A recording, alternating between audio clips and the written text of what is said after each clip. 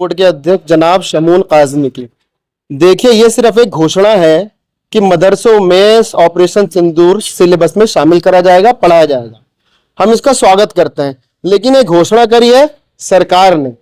इसका क्रेडिट अगर शमून काज़मी लेना चाहेंगे तो उनको बिल्कुल नहीं दिया जाएगा, क्योंकि मुनादी करने वालों को कभी किसी फैसले का जिम्मेदार हम तो नहीं मानते।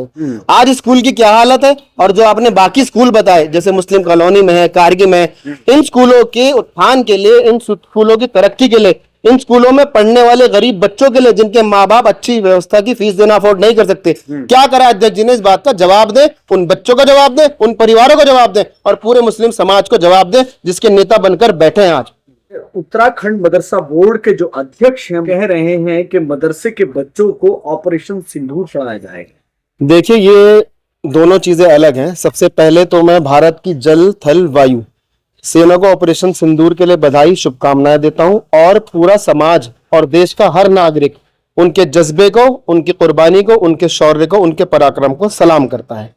अब बात हुई है मदरसा बोर्ड के अध्यक्ष जनाब शमून काज़मी की। देखिए, ये सिर्फ एक घोषणा है कि मदरसों में ऑपरेशन सिंदूर सिलेबस में शामिल करा जाएगा, पढ़ाया जाएगा। हम इसका स्वागत करते हैं, लेकिन ये घोषणा करी है सरकार ने।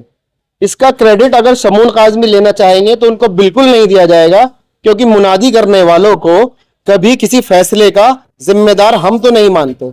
शमून काज़मी से तो सवाल होंगे कि जब से उनका कार्यकाल शुरू हुआ है तब से लेकर आज तक उन्होंने उस समाज के लिए, उस समाज के गरीब बच्चों के लिए, उनकी पढ़ाई के लिए, उनकी शिक्षा व्यवस्था के लिए क्या कार्य करा है, क्या अचीवमेंट है, वो आपके सामने, मीडिया के सामने रूबरू होकर अपना अचीवमेंट बता दे, जिससे कि कम से कम जिस समाज को रिप्रेजेंट करते हैं उसको ये लगे कि हाँ, अध्यक्ष जी ने हमारे लिए कुछ करा है।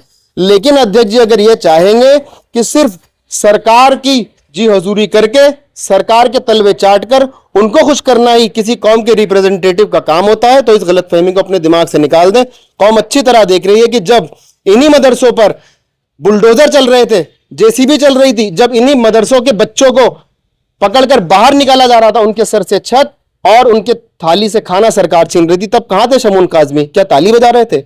सिर्फ अपनी सरकार को क्रेडिट देना यही एक कौम के जिम्मेदार का फर्ज नहीं होता। उन्हें समझना चाहिए कि क्यों वो अध्यक्ष बने और अध्यक्ष बनने के बाद उनकी क्या जिम्मेदारी है। अगर समझ ले तो अच्छा, नहीं तो समाज उनको समझा ही देगा। लोग समर्थन भी कर रहे हैं इसका, कह रहे हैं कि ऑपरेशन सिंदूर एक ऐतिहासिक पल रहा है। अगर मदरसे में पढ़ाया जाए या फिर मुख्य धारा से बच्चों को जोड़ा जाए तो परेशानी क्या है? देखिए, मैंने आपसे पहले ही कहा कि ये दोनों चीजें अलग हैं। ऑपरेशन सिंदूर तो बिल्कुल भारत के इतिहास में हमारे जवानों की एक शौर्य गाथा है, जिसको मदरसों में भी पढ़ाना चाहिए, स्कूलों में पढ़ाना चाहिए, पब्लिश करना चाहिए, उसको हर प्लेटफॉर्म पर पढ़ाना चाहिए, हर यूनिवर्सिटी में पढ़ाना चाहिए। इसमें सिर्फ ये नहीं कि आप मदरसों पर ही उसको पढ़ाएं, मदरसे वाले तो पढ़ेंगे, क्योंकि मदरसे में जो लोग पढ़ते हैं, आप भारत की जंग आजादी से लेकर आज तक देखिए, मदरसों ने पहले भी भारत को बहुत से ऐसे वीर सपूत, वीर जवान दिए हैं जो देश के लिए अपनी जानें कुर्बान करते हैं।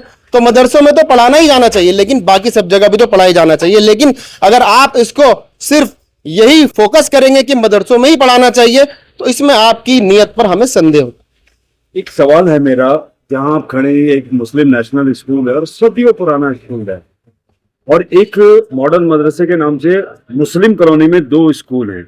जिम्मेदार राज्य मंत्री अल्पसंख्यक के अध्यक्ष हो गए, बहुत सारे सदस्यगण हो गए, एक अल्पसंख्यक आयोग के लिए और मुस्लिम समुदायों के लिए। अब तक कितना कार्य देख रहे हैं हम? क्या इस स्कूल की कोई पीड़ा? बिल्कुल वाजिब सवाल कराया आपने। बिल्कुल, कंगन को आरसी किया और पढ़े लिखे को फारसी किया। देखिए, हम जहां पर खड़े हैं ये एक मुस्लिम बाहुल्य क्षेत्र है। यहाँ बहुत से मुस्लिम परिवार ऐसे रहते हैं जो अफोर्ड नहीं कर सकते प्राइवेट स्कूलों में अपने बच्चों को पढ़ाना। आज स्कूल की क्या हालत है, और जो आपने बाकी स्कूल बताए जैसे मुस्लिम कॉलोनी में है, कारगिल में है, इन स्कूलों के उत्थान के लिए, इन स्कूलों की तरक्की के लिए, इन स्कूलों में पढ़ने वाले गरीब बच्चों के लिए जिनके माँ बाप अच्छी व्यवस्था की फीस देना अफोर्ड नहीं कर सकते, क्या करा अध्यक्ष जी ने? इस बात का जवाब दे, उन बच्चों का जवाब दे, उन परिवारों को जवाब दे, और पूरे मुस्लिम समाज को जवाब दे जिसके नेता बनकर बैठे हैं आज।